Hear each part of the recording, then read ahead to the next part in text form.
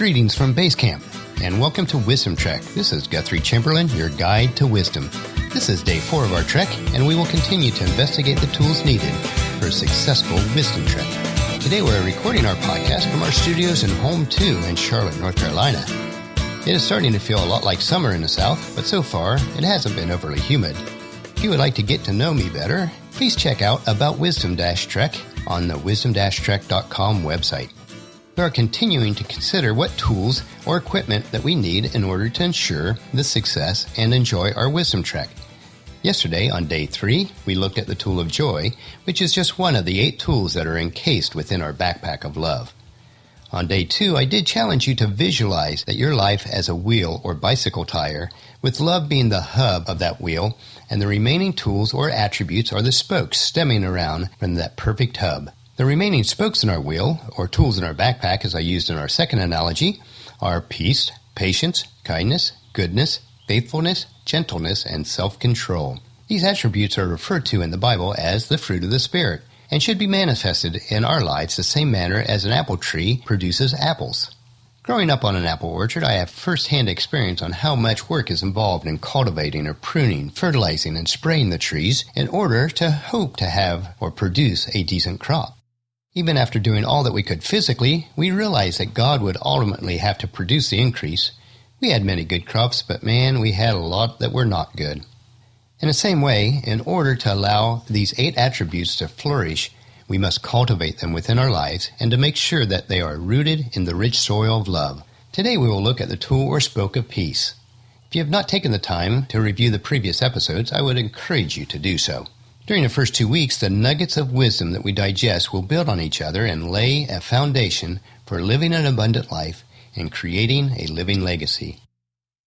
As we consider peace today, it is very important that we grasp the concept that true peace is not the absence of strife or turmoil in our lives, but the ability to deal or cope with the situations with a minimal amount of stress and anxiety.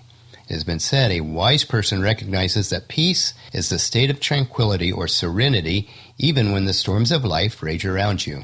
Along our trek of life, we realize that we will run into obstacles and difficulties.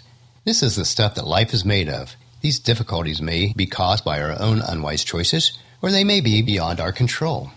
We experience situations like a broken or troubled relationships that we can't mend, or a tragedy that we can't reverse. We experience problems at home, at school, and at work. We all desire to live peaceful lives, both individually and as a nation, but few seem to obtain it. Wars rage on within us and on the outside. Peace seems to elude us, and we are constantly anxious. As with both love and joy, peace is an attribute that we must constantly and deliberately infuse into the fabric of our lives. To be wise and to create a living legacy, we need to have peace in our lives and allow that peace to permeate us and then be a peacemaker into the lives of others. Whenever possible, I like to break down any situation as simply as possible, because that's how my mind thinks. So let's look at the stress and anxiousness that we allow in our lives, which are the enemies of peace. Peace, or the lack of it, starts in our minds. They're based on our thoughts. We either are making choices that are robbing us of our peace, or there's situations or other people causing us a lack of peace. In the first case, we have complete control over our own choices, and in the second scenario, we cannot control the situations or people, but we can control how we respond to them.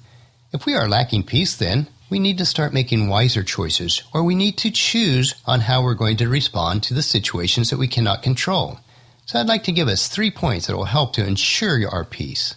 Number 1 is to change your focus. If you are constantly focusing on situations that are causing you anxiety and the lack of peace, then you will never be able to get beyond them and gain more peace in your own life.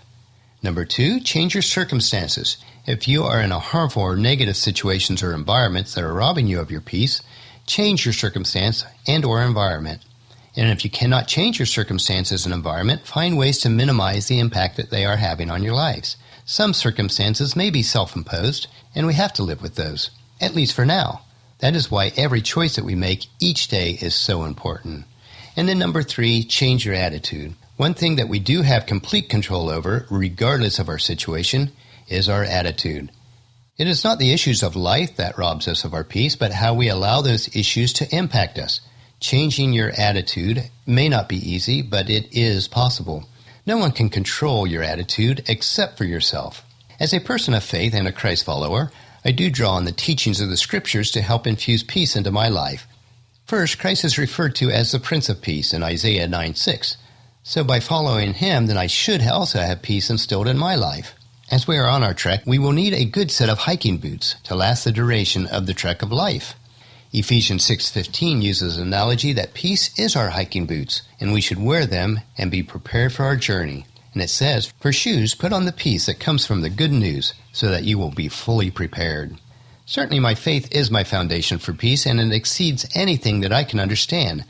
Philippians 4:6 and 7 encourage us to, don't worry about anything. Instead, pray about everything. Tell God what you need, and thank him for all he has done. Then you will experience God's peace, which exceeds anything that we can understand. His peace will guard your hearts and minds as you live in Christ Jesus.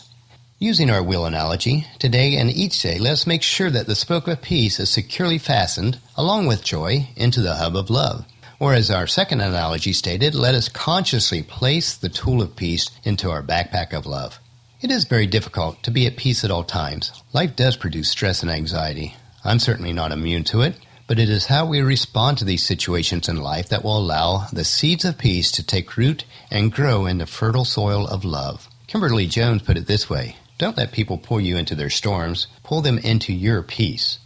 So let's take one day at a time, for today is all that we have. Well, that will finish our podcast and journal for today. Tomorrow we will inspect the tool or attribute of patience, which is a very close relative to peace, and if not control, will rob us of our peace. So please check into camp tomorrow for another day of Wisdom Trek, Creating a Legacy. I do encourage you to leave a discussion topic, comment, suggestion, or questions in the comment form on wisdom-trek.com/day4, or email me at guthrie@venturecg.com. That's Guthrie, Guthrie, @venturecg.com. If you've not done so already, please take time to subscribe to Wisdom Trek on either iTunes or Stitcher or an Android player. We also have a subscribe to podcast page on wisdom-trek.com. Please leave us a rating for each episode also. That would mean so much, and spread the word to everyone you know to join us on our Wisdom Trek. That is how we'll grow. I do want to mention that the podcast that you listen to each day will be very similar in nature to the journal entries that we have on the website. But if you might want to review the journal entries, because they will include pictures, tweetable sayings, free download PDF documents or tools that will be helpful along our journey. You can access those tools from our free resources page on wisdom-trek.com. And as we trek together, let us always live abundantly or fully, love unconditionally, listen intentionally, learn continuously, lend to others generously, lead with integrity, and leave a living legacy each day. This is Guthrie Chamberlain, reminding you to keep moving forward, enjoy the journey, and to create a great day. See you tomorrow.